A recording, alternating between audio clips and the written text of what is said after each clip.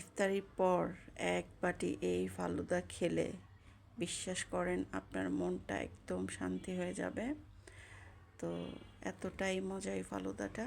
তো চলুন দেখে নিই পুরো ভিডিওটি। তো এই জন্য আমি এখানে একটা নুডলস সিদ্ধ করে নিয়েছি। নর্মাল নুডলস যেভাবে রান্না করে ওইভাবে সিদ্ধ করে নিলেই হবে। আর আমি এখানে সাবুদানা সিদ্ধ করে নিয়েছি 10 মিনিটের মতো। এরপর ঠান্ডা পানিতে ধুয়ে তারপর দিয়ে দিয়েছি।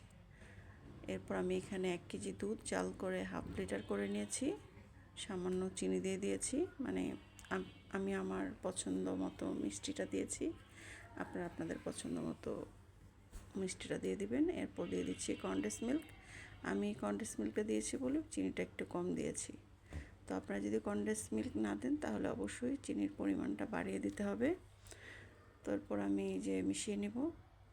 তো এই পর্যায়ে সাবুগুলা কিন্তু জমাট বেঁধে আছে, তারপর একটু নাড়া দিলেই কিন্তু সুন্দর একদম আলাদা আলাদা হয়ে যাবে। আর আমার কাছে এই সাবুটা দেখতেই অনেক বেশি সুন্দর লাগে, আর এটা শরীরের জন্য অনেক ভালো, হেলদি একটা রেসিপি, খুবই পুষ্টিকর। তো এতে দেখতে পাচ্ছেন কত সুন্দর দেখা যাচ্ছে। তো আপনারা চাইলে কিন্তু শুধু মানে নুডলসের পরিবর্তে শুধু সাবুদানা দিয়েও করতে পারেন, কোনো সমস্যা নেই।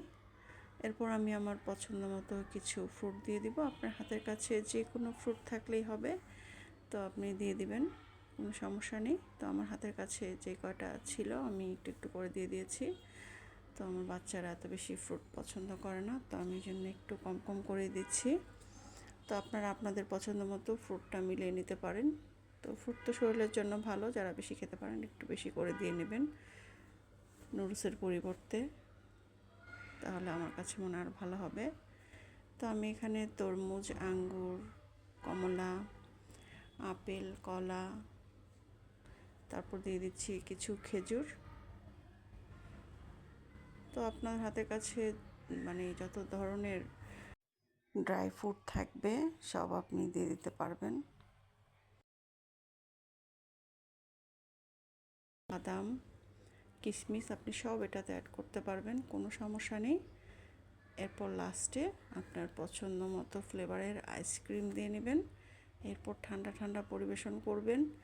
খুবই মজা খেতে, মানে কি আর বলবো, মানে আপনারা খেলেই বুঝতে পারবেন এটা অনেক বেশি মজা। আর ইফতারের পরে এই রেসিপিটা খেলে মানে আমার তো ভীষণ পছন্দ, আশা করি আপনাদের কাছেও অনেক ভালো লাগবে এই রেসিপিটা। তো এখন আমি মিক্স করে নিব, তারপর যখন আমি বাটিতে সার্ভ করব আরও একটু আইসক্রিম দিয়ে তারপর আমি খাবো। তো এই রেসিপিটা আমার কাছে দেখতে যেমন ভালো লাগে, খেতেও অনেক বেশি ভালো লাগে, মানে কি বলবো, আমি অনেক বেশি পছন্দ করি এই ফালুদাটা।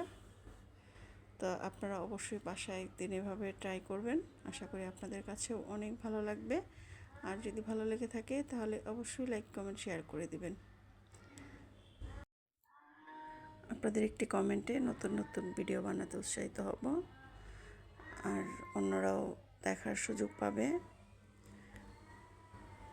তো এটা কিন্তু খুবই হেলদি একটা রেসিপি, আর বাচ্চাদের জন্য তো খুবই ভালো। আর প্রত্যেক দিনই কিন্তু ইফতারের পরে একটা ডেজার্ট আইটেম লাগেই। তো আপনারা সবসময় জিলেপি, বুন্দিয়া এসব না খেয়ে তো এভাবে একটা মিষ্টি আইটেম বানিয়ে দিতে পারেন। এটাকে ডেজার্ট হিসেবে রাখলে অনেক ভালো লাগবে খেতে, আর পরিবারের সবাই অনেক খুশি হয়ে যাবে, এটা আমি গ্যারান্টি দিয়ে বলছি। তো এই তো এখন আমি সবাইকে সার্ভ করে দিব। সবাই ভালো থাকবেন, অনেক বেশি সুস্থ থাকবেন। আজকে পর্যন্তই, আল্লাহ হাফেজ।